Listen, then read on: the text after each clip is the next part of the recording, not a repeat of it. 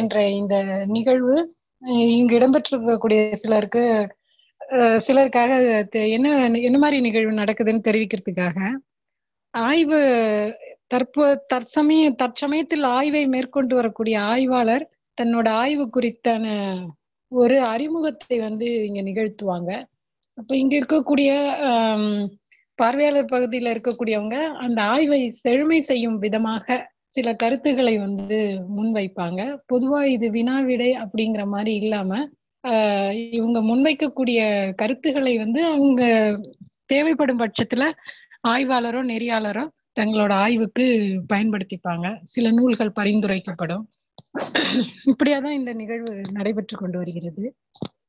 அந்த வகையில இன்றைய நிகழ்வுல நம்மளோட பொழிவு நிகழ்த்த இருக்கக்கூடிய ஆய்வாளர் வி ஜெயப்பிரியா அவங்க முத்துரங்கம் அரசினர் கலைக்கல்லூரி, வேலூர் மாவட்டம், அங்கிருந்துதான் இன்னைக்கு. அவங்களோட தலைப்பு எட்டுத்தொகை அகநூல்களில் உரையாடல் கலைத்திறன், இந்த தலைப்புலதான் அவங்க ஆய்வு மேற்கொண்டிருக்காங்க. அதுதான் நம்மள்ட்ட பொழிவா கொடுக்குறாங்க. இந்நிகழ்வுக்கு அவங்களுடைய நெறியாளர் தமிழ்ச்செல்வன், அவங்களும் உதவி பேராசிரியர், அதே கல்லூரியில பணியாற்றுறாங்க. அவருடைய துணைவியார் எல்லாரும் வந்திருக்காங்க. இந்த நிகழ்வுக்கு வந்திருக்கக்கூடிய உங்கள் அனைவரையும் வரவேற்று ஜெயப்பிரியா அவர்களை உரை நிகழ்த்த கேட்டுக்கிறேன்.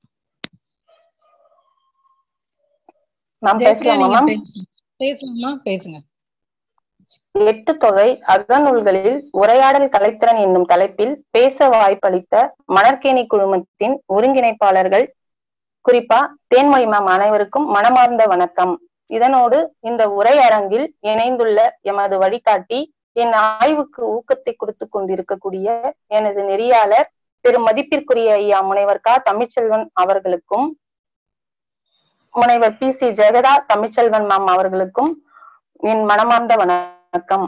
இவ்வுரை தொடரில் இணைந்துள்ள மூத்த ஆய்வாளர்களையும் வணங்கி எனது உரையை தொடங்குகின்றேன். என்னுடைய ஆய்வு தலைப்பு எட்டுத்தொகை அகநூல்களில் உரையாடல் கலைத்திறன். தொல்காப்பியனார் செய்யுளின் உறுப்புக்கள் 34 சுட்டும் போது கூற்று என்னும் ஒரு உறுப்பையும் சொல்றாரு. மேலும் இவர் கூற்ற சொல்லிட்டு எல்லாரும் எல்லா இடத்துலயும் பேசலாமா அப்படின்னா கிடையாது. களவுல பேசுறவங்க இவங்க, கற்புல பேசுறவங்க இவங்க, கூற்றுக்கே உரிமை இல்லாதவங்க அப்படின்னு சொல்லிட்டு எல்லாருக்கும் வரையறை சொல்லியிருக்கிறாரு. அந்த மாதிரி களவுல கூற்றுக்குரியவர்களா தலைவன், தலைவி, பார்ப்பன், பாங்கன், பாங்கி, செவிலி, இவங்க 6 பேரையும் களவுல கூற்றுக்குரியவர்களா சொல்றாங்க. மேலும் கற்புல யாரெல்லாம் பேசுறாங்க அப்படின்னு பார்த்தோம்னா நற்றாய், கண்டோர், பாணன், கூத்தர், விரலி, பரத்தை, அறிவர், மேற்கண்ட களவுல கூற்றுக்குரிய 6 பேரையும் சேர்த்து மொத்தம் 13 பேர் கற்புல பேசுறவங்களா இருக்கிறாங்க. மேலும் பேசும் உரிமையற்றவர்களையும் தொல்காப்பியர் சொல்றாரு. அவங்க எல்லாம் யாருன்னு பார்த்தோம்னா ஊரரும், அயலரும், சேரியோரும், நோய் மருங்கு அறிஞரும், தந்தையும், தன்மையும் கொண்டெடுத்து மொழியப்படுதல் அல்லது கூற்று அவன் இம்மை யாப்புற தோன்றும் என்னும் தொல்காப்பிய நூற்பா இவங்கெல்லாம் பேசுறதுக்கு உரிமையற்றவர்களாக சொல்றது. மேலும் என்னுடைய ஆய்வின் நோக்கம் பார்த்தீங்கன்னா, கலைகளுள் உரையாடல் கலையே மேன்மை வாய்ந்தது. இக்கலையின் நுணுக்கங்களை அகநூல்களில் கண்டெடுத்து உலகறிய செய்ய வேண்டும் என்பதே ஆய்வின் நோக்கமாக கருதப்படுகின்றது. பேச்சு என்பது ஒரு கலை, பேராற்றல் வாய்ந்தது, முத்தொழிலையும் புரியும் வல்லமை வாய்ந்தது. பேச்சை கலையாக்குவது அறிவுடைமை என்பார் திருவிக. பேச்சில் பிறந்த கலையே உரையாடல். ஆனா எல்லா பேச்சும் வெறும் பேச்செல்லாம் உரையாடல் ஆகாது. அதுல இருந்து வேறுபட்டதுதான் உரையாடல். இப்ப நான் பாத்தீங்கன்னா என்னுடைய ஆய்வு தலைப்பு எட்டுத்தொகை அகநூல்களில் உரையாடல் கலைத்திறன். நான் இப்ப காமனா முதல் இயல் பாத்தீங்கன்னா உரையாடல் கலையின் திறன்களும் கூறுகளும், அதுல இருக்கிற செய்தி கருத்துக்களை தான் நான் உங்ககிட்ட இப்போ பரிமாறிக்கொள்ள போறேன். அந்த மாதிரி ஒரு பாட்டை கலைப்படைப்பாக உருவாக்குவதில் புலவர் கையாளும் திறன்கள் போற்றத்தக்கன. அவையே பாடலின் உலகியல் தன்மையை நாடகத்தன்மைக்கு மாற்றுவதோடு சுவை பயக்க செய்கின்றன. புலவரின் இவ் ஆற்றலே கலைத்திறன் அல்லது கலைநுட்பம் எனலாம். படைப்பாற்றலோடு தொடர்புடைய நெறியும் நீர்மையும் வடிவமும் நடையும் இலக்கிய கலைத்திறன் ஆகும் என்பார் அடிசன். மேலும் கலை செயல் நெறியே கலைத்திறன் என்பது ஆக்ஸ்போர்ட் அகராதியின் கருத்து. எனவே படைப்பிற்கு மெருகூட்டும் புலவரின் செயல் அருமையே கலைத்திறன் என கணிக்கலாம். இக்கலைத்திறனை விளக்கும் போது வடிவம் பற்றியும் நடை பற்றியும் இருவகையாக பகுக்கலாம். சங்க அகப்பாடலில் வடிவமும் நடையும் மிக உயர்ந்த கலைத்திறன்களாகும். இக்கலைத்திறனை பின்வருமாறு பகுக்கலாம். தனி நபர் உரையாடல், சிறைப்புற பேச்சு, முன்னிலைப்புற மொழி, குழு பேச்சு, தனிமொழி, மனசொல், புதல்வனிடம் பேசல், அக்ரிணையிடம் பேசுதல் ஆகியவற்றை வடிவம் பற்றியனவாகவும் இந்த முறைகள் சிறப்பியல்புகளுக்குரியன. அவை நடைக்கு ஆக்கமளிப்பன. சங்க அகப்பாடல்கள் உரையாடல்களால் பொலிவுறுகின்றது. உரையாடலை நாடக நயத்துடன் உருவாக்குவதில் புலவர்கள் மேற்கொண்ட படைப்பாற்றல் கலைத்திறனாக திகழ்கின்றது. உரையாடல்ல செய்திகளை இருவகையா பிரிக்கலாம். ஒண்ணு வெளிப்படையா பேசுறது, இன்னொன்னு குறிப்பா பேசுறது. வெளிப்படையா பேசுறத விழித்தல், கேட்டல், வாழ்த்தல், வினவல், அடுக்கி கூறல், பழமொழி, பழங்கதை குறிப்பு, அரசியல் நிகழ்ச்சி, வருணனை, நிகழ்ச்சி புனைவு, உலகியல் செய்தி, ஓமை இந்த தலைப்புக்குள்ள அடக்கியிருக்கிறோம். வெளிப்படையா உணர்த்தக்கூடிய பொருள்கள் பல, குறிப்பாக சுட்டக்கூடிய பொருள்கள் சில. சொல்லுக்குரிய நேர்பொருள் பாடலில் இன்றியமையாத கூறு என்றாலும் அதன் உட்பொருள் பாடலுக்கு சுவை கூட்ட வல்லது. சங்க அகப்பாடல்களை யாத்த புலவர்கள் இந்நுட்பத்தை நன்கு உணர்ந்து குறிப்பு பொருளை இலக்கியத்துல வீராக்குறவளை மாதிரி பாடல்களை புனைஞ்சிருக்கிறாங்க. குறிப்பு பொருள் இலக்கியத்தில் உயிராகும் என்று பண்பட்ட மொழி எதுவாயினும் அம்மொழியில் இலக்கியத்தில் குறிப்பு பொருள் இருந்தே தீரும் என்னும் மாறா குருசாமியின் கருத்து இங்கு நினைவு கூறத்தக்கது. மேலும் இக்குறிப்பு பொருளை உள்ளுரை உவமம், இறைச்சி, அங்கதம் ஆகியவற்றுள் குறிக்கலாம். மாந்தர் கூற்றாக அமைந்த அகப்பாடல்களில் பல விழிநிலை பெற்றே தொடங்குகின்றன. இந்த விழித்தல் தலைவியும் தோழியும் ஒருவரை ஒருவர் விழித்தே பேசுகின்றனர். பிற மாந்தரும் பெரும்பாலும் விழித்தே உரையாடலை நிகழ்த்துகின்றனர். தோழியின் விழியில் தலைவியின் அழகு, தலைவியின் எதிர்பார்ப்புக்கு ஏற்ப கூறல், அடுக்கி விழி, அறிவுரை வழங்கல், உடன்பாட்டு நிலை ஆகியவை இடம்பெறுகின்றன. தோழி தலைவியோடு விழித்து பேசுறா, தோழி தலைவனோடவும் பேசுறா.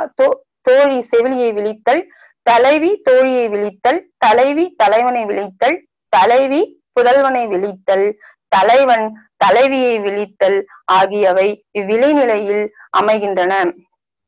அகப்பாடலில் தோழி கூற்றே மிகுதி. அதுக்கேற்ப தோழியே தலைவியிடம் பெரிதும் விழித்து பேசுகின்றாள். ஒருவரை ஒருவர் அடுத்தடுத்து விழித்து பேசுவதால் உரையாடல் தோய்வின்றி அமையும். கேட்போரிடம் பேசுவோருக்குள்ள நெருக்கத்தையும் இது புலப்படுத்தும். அந்த மாதிரி குறுந்தொகை பாடல்ல வரைவை நினைச்சு, திருமணத்தை நினைச்சு வருந்தும் தலைவிக்கு தோழி ஆற்றுவிப்பதாக ஒரு பாடல். அதாவது தலைவியை பின்பாக்க வந்திருக்கிறாங்க.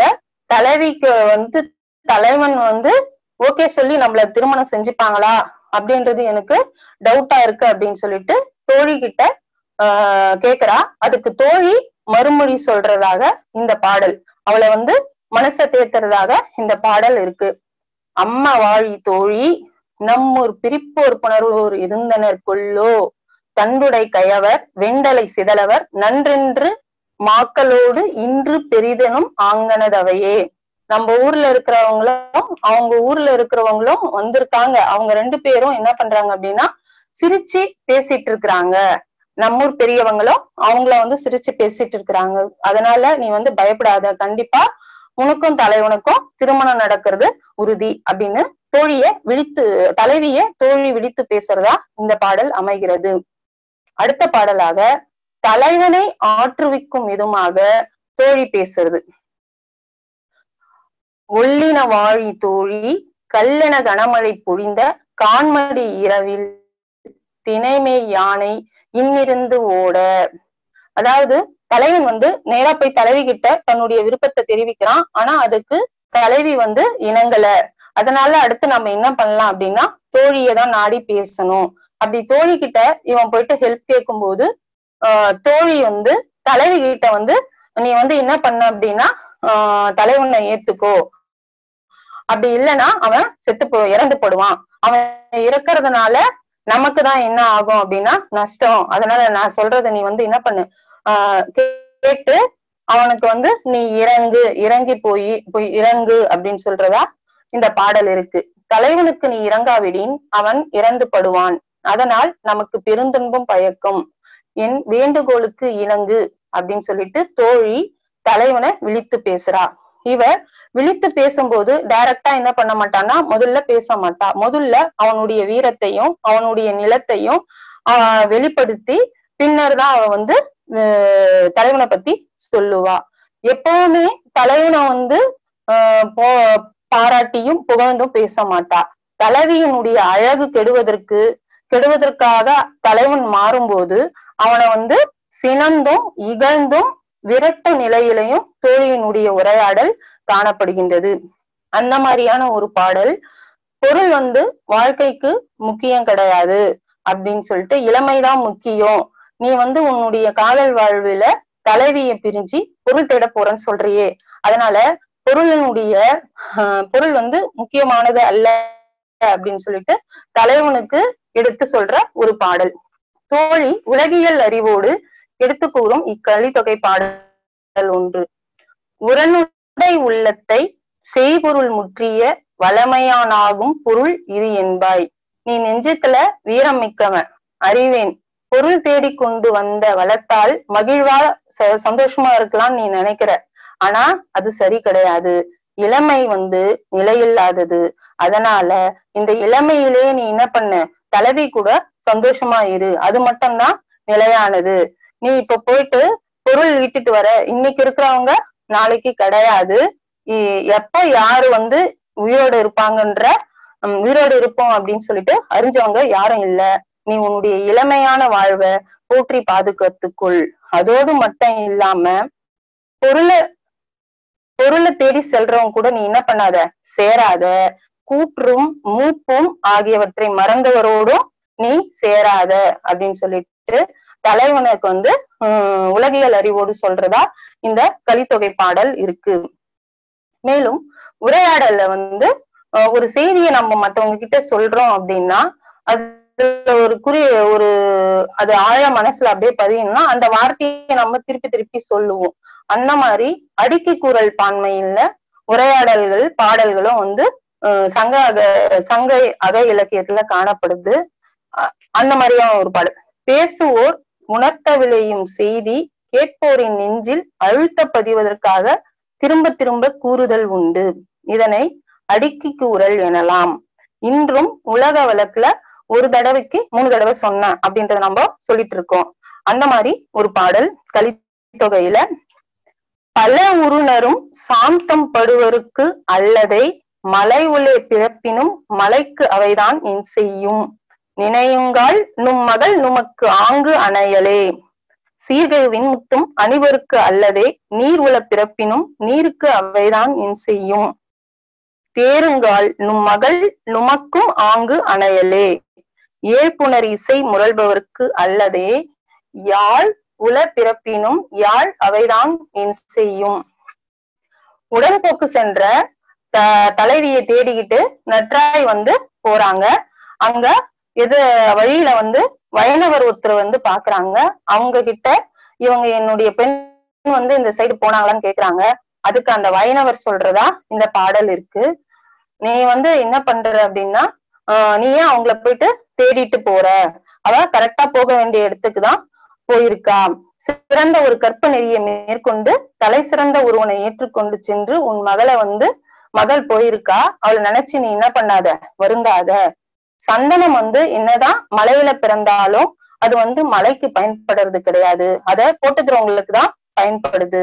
அதே மாதிரி முத்தம் கடல்ல பிறந்தாலும் அத அணிபவருக்கு தான் அது பயன் தரும். அதே மாதிரி யாழ்ல இசை பிறந்தாலும் அது கேட்கிறவங்களுக்கு தான் பயனை கொடுக்கும். உன் தலைவி என்னதான் உன்னுடைய மகளா இருந்தாலும் அவ வந்து யாருக்கு தான் பயன்படுவா அப்படின்னா தலைவனுக்கு தான் பயன்படுவா. அதனால நீ என்ன பண்ணாத அப்படின்னா அவங்கள தேடிட்டு போகாதீங்க அப்படின்றத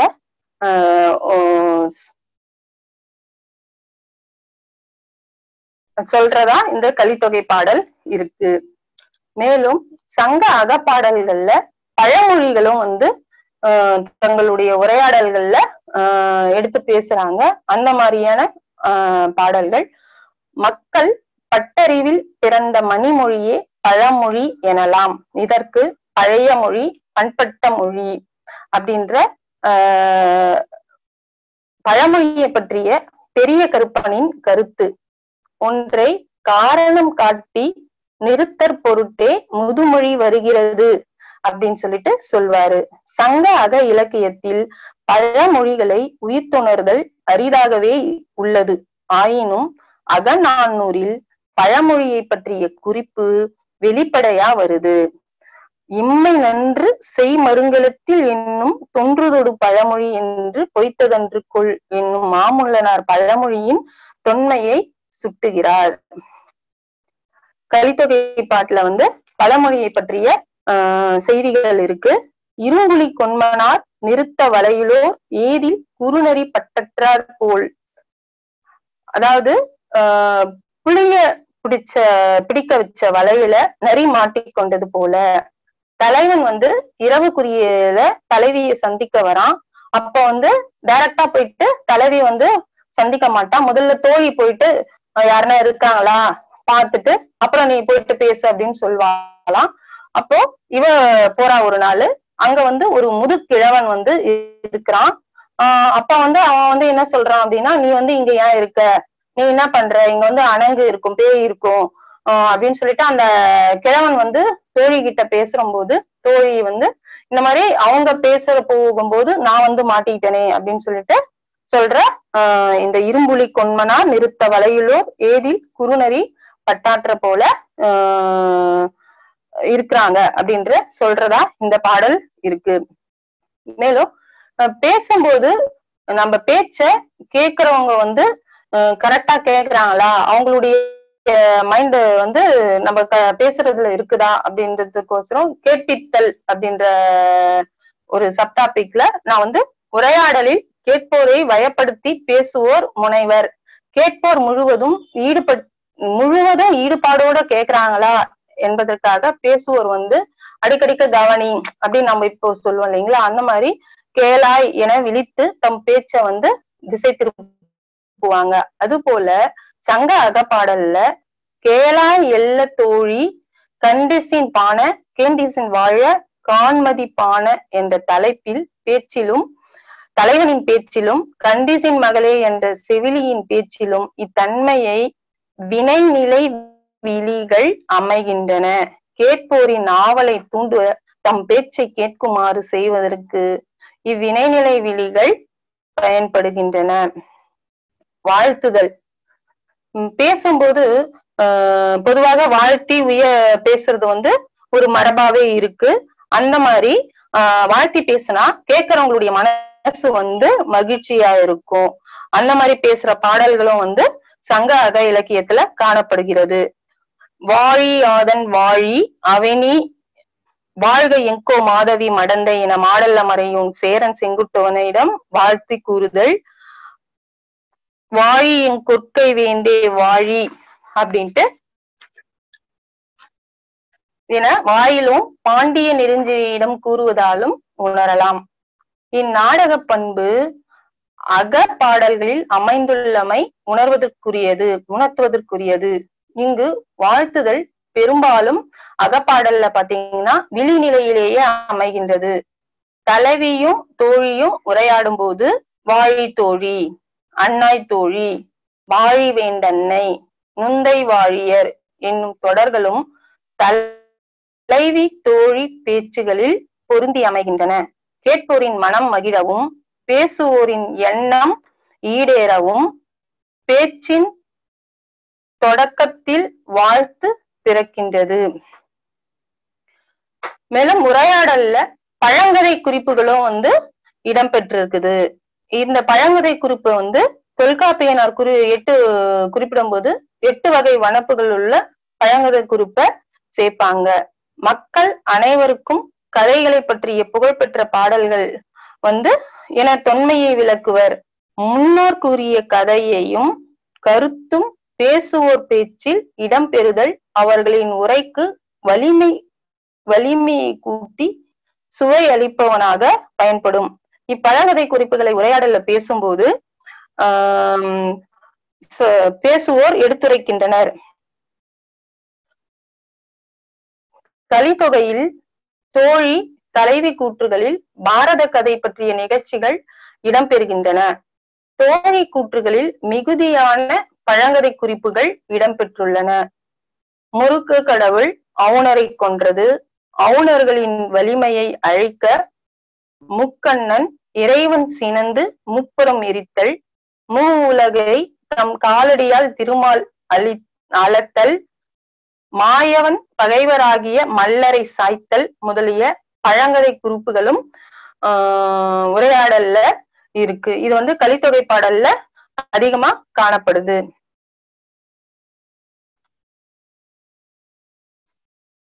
குறிப்பு பொருள் இலக்கியத்தில் உயிராகும் என்றும் பண்பட்ட மொழி எதுவாயினும் அம்மொழி இலக்கியத்தில் குறிப்பு பொருள் இருந்தே தீரும் என்பது மாறா குருசாமியின் கருத்து.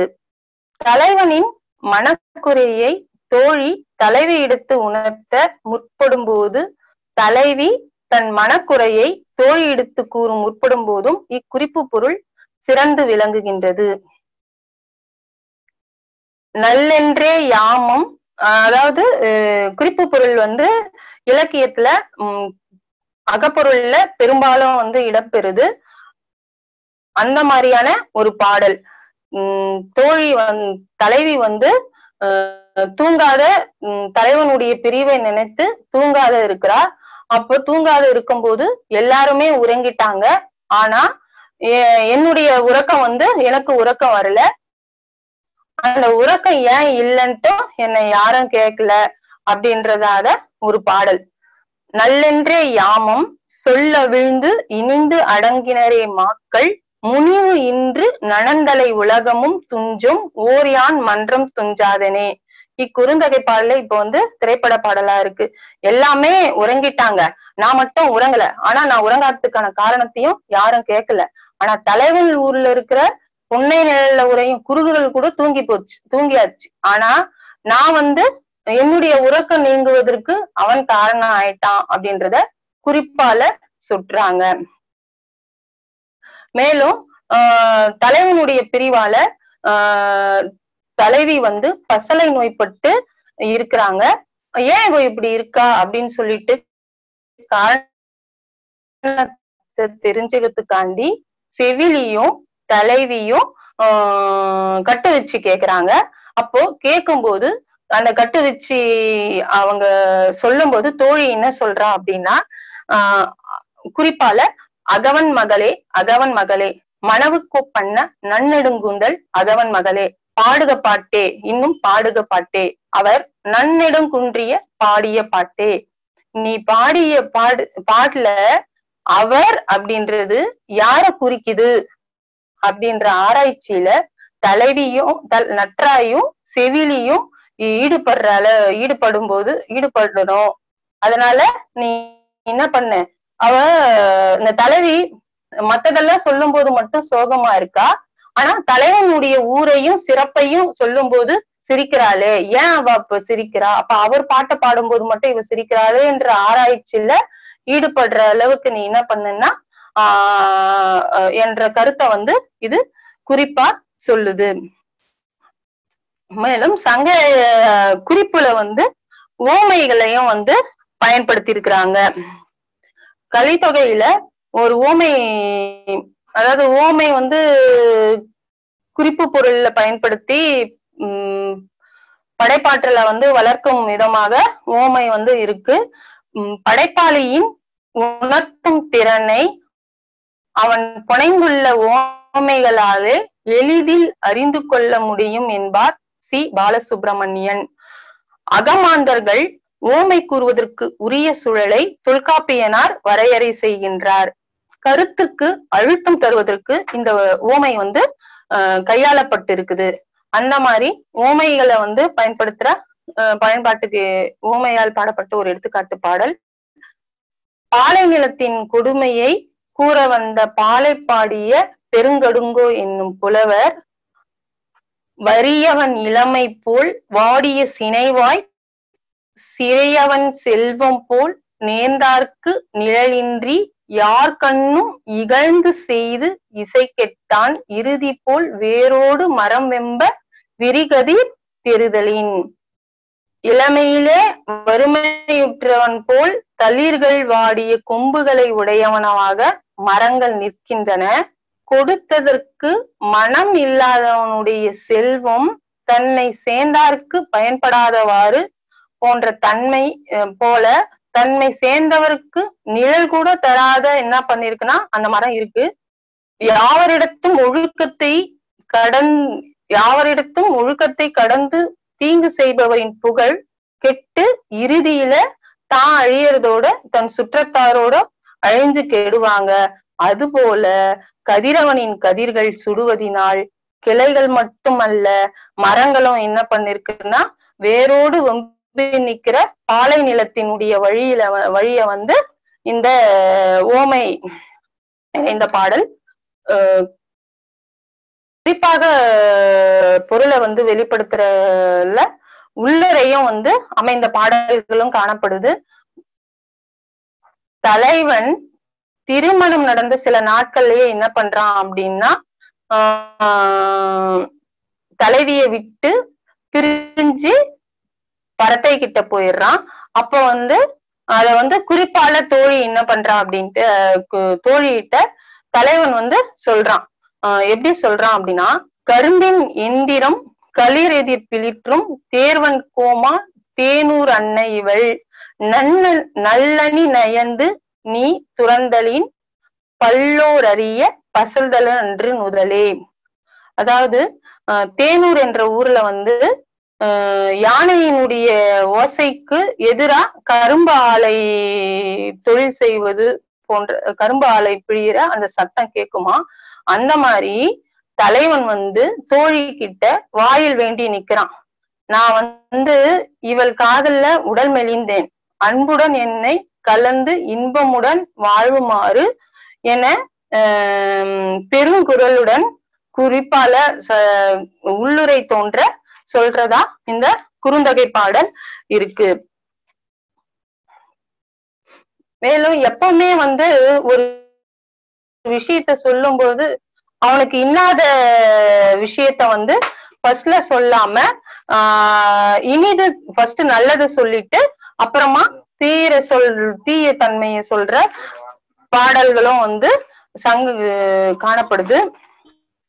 பேசுவோர் அவர்களின் குறைகளை மட்டுமே சுட்டி கூறுதல் கேட்போர்கிட்ட என்ன எப்பவுமே முதல்ல குறைய சொல்லிட்டோம்னா கோவம் தான் வரும், நம்ம பேச்ச கேட்காம போயிடுவாங்க.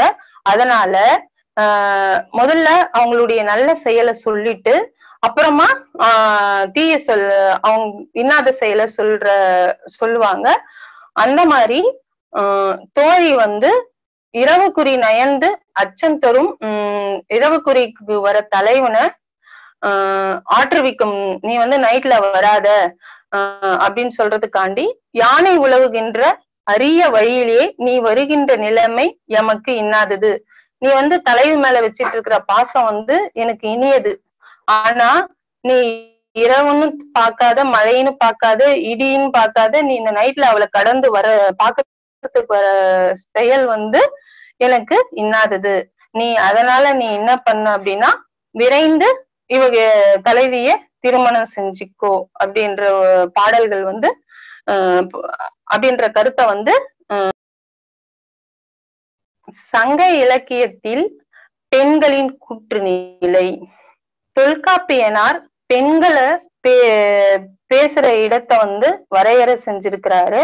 குறிப்பா பெண்கள் வந்து தங்களுடைய காதலை வெளிப்படுத்துற தன்மை அற்றவர்களாக தான் இருக்கிறாங்க. குறிப்பால மட்டுமே வெளிப்படுத்துவாங்க. மேலும் உரிமை இல்லாதவர்களாக இருந்திருக்கிறாங்க. தலைவன் மட்டுமே தன்னுடைய காதலை வெளிப்படுத்துற உரிமை பெற்றவனா இருந்திருக்கிறான். மேலும் தோழிக்கு கொடுக்கப்படுற உரிமை கூட தலைவிக்கு அந்த உரையாடல் வெளி இருக்கு இல்லைங்களா, அது வந்து தலைவிக்கு இல்ல அப்படின்னு குறைவா இருக்கு அப்படின்னு சொல்லலாம். மேலும் இந்த சங்க அகப்பாடல்கள்ல காதல் நிராகரிப்பு பாடல்களும் ஒண்ணு கூட கிடையாது. மேலும் தலைவி வந்து பிரிவை நினைச்சு ஏங்குறவளா மட்டும்தான் பெரும்பாலும் இருந்திருக்கிறா. பிரிவின் துயர போக்குறதுக்கோசரம் தன் நெஞ்சோடு தானே பேசியிருக்கிறா, அக்ரிணையோடு பேசுறா, தன்னை தானே ஆத்தவிக்கிற பாடல்கள் வந்து அதிகமா இருக்கு. இவங்களை தவிர்த்து தன்னுடைய குரலை வந்து இயல்பா வெளிப்படுத்துறவங்களா இந்த காதற்பரத்தை, இல்பரத்தை, காமகிழத்தி ஆகியோர்கள் வந்து உரிமை உடையவர்களா இருக்கிறாங்க. மேம் சொல்லுங்க, முடிச்சிட்டீங்களா? அவ்வளவுதான் மேம். சரி சரி, நன்றி.